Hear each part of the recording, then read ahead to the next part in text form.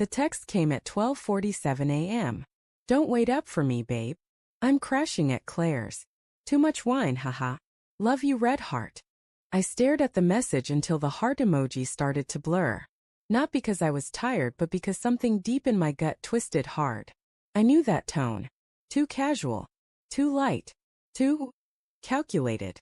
Claire lived 20 minutes from the hotel where the company was holding their annual party. I dropped Emma off myself, kissed her cheek, and told her to have fun. She'd worn the blue dress I'd bought her for our anniversary, the one she said made her feel like a storm. Now, at 12:47 a.m., that storm was sitting in my chest. We'd been married 8 years.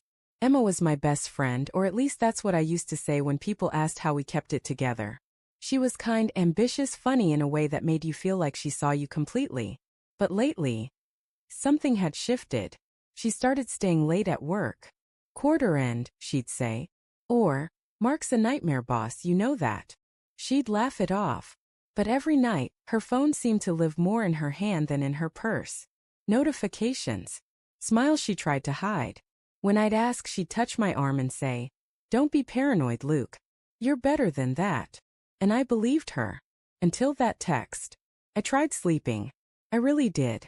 But at 1:20 a.m., I was sitting in the dark, phone in hand, staring at her last location on Find My Phone. It was off. She never turned it off. My pulse pounded. By 2:10 a.m., I'd thrown on a jacket and was in the car. I told myself I was being stupid. That I trusted her. That marriages only break when trust disappears first. But even as I said it out loud, the lie felt heavier than the truth. The hotel's parking lot was half empty. A few cars, lights flickering from the lobby.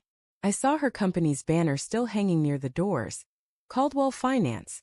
Building Futures. I parked across the street and waited. At 2:43 a.m., the side door opened. Laughter spilled into the cold air. 2 men, 1 woman. The woman was Emma. She wasn't stumbling or drunk. She looked happy.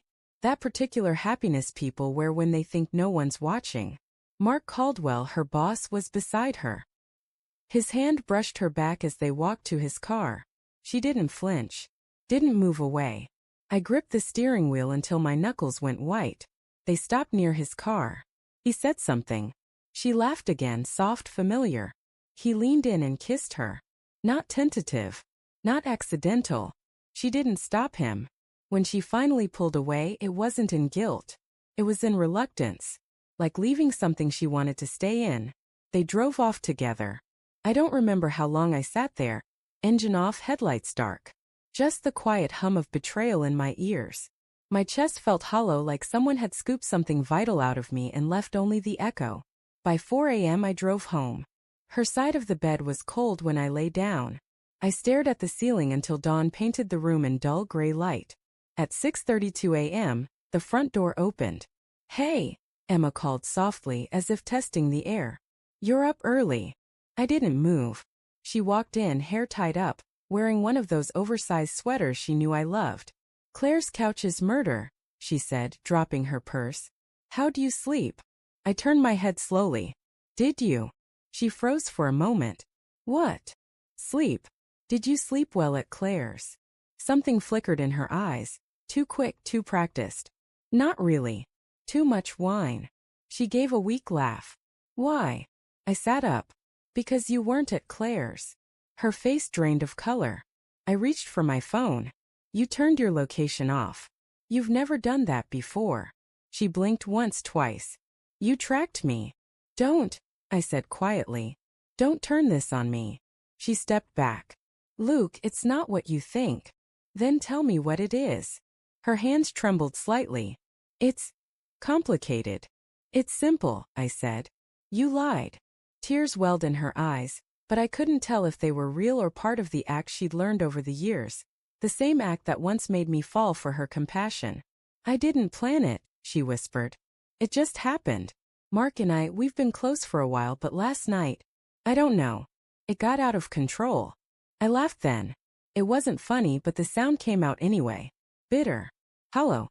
"You don't accidentally kiss your boss at 2 in the morning." She flinched. "I know. I'm sorry. Sorry doesn't fix this." She looked at me, desperate. "Please, Luke." I love you. I made a mistake. Do you even know what love is? I asked. Because love doesn't sneak around. It doesn't lie through emojis and borrowed excuses. For a moment, the room was silent except for her quiet sobs. Then something in me shifted. The anger cooled. Not gone, just transformed into something sharper. Get dressed, I said. What? We're going to breakfast. She blinked in confusion. Now. Now. We sat in a cafe down the street, her favorite one. She stared at the cup between her hands, unable to meet my eyes. I watched her calm, detached. Why are we here? She finally whispered. Because I want you to remember this, I said. Every word. Every look. Every second. Her eyes lifted, searching mine. Luke, Sure. I leaned closer. You're going to tell me the truth. All of it. Not the edited version. Not what you think I want to hear. Tears spilled down her cheeks. She told me everything. How it started with harmless jokes after meetings, long hours, drinks after work. How he made her feel seen again. How she'd convinced herself it wasn't an affair until last night. Every word was a blade, carving away whatever love I had left. When she finished, I just nodded. Okay, I said quietly. Now it's my turn. By the time we left the cafe, she thought the worst was over. She didn't know I'd already called Claire that morning. Claire, who told me Emma hadn't been over in weeks. Claire, who'd sent screenshots of texts between her and Emma from the night before. Proof of another lie. She didn't know that before breakfast I'd emailed every message, every photo, every lie she'd told me to her work account, copied to HR, and to Mark Caldwell's wife, whose email I'd found online in 5 minutes. I didn't do it out of revenge. Not exactly. I did it because she needed to face the truth she'd buried beneath. I'm sorry. When her phone buzzed at 9:17 a.m. and she saw the sender's name, her face went white. Luke, what did you? I made sure, I said softly, you'd regret it. She stared at me, shaking. You ruined my life. No, I said, standing. You ruined ours.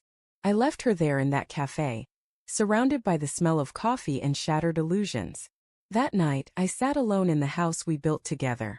Her things were still there. The books she never finished, the blue mug with the chipped handle, her perfume still lingering in the air. It should have felt like victory. But it didn't. Because betrayal doesn't end with revenge. It ends with silence. With a hollow space where love used to live. I opened my phone and scrolled to our wedding photo. Her smile wide, my hand on her waist, both of us believing forever meant something unbreakable. Maybe it once did. Maybe it never did. The clock ticked softly in the background. 11:58 p.m. The day she disappeared and the morning I'd made sure she regretted it were almost over. But the ache? That was just beginning.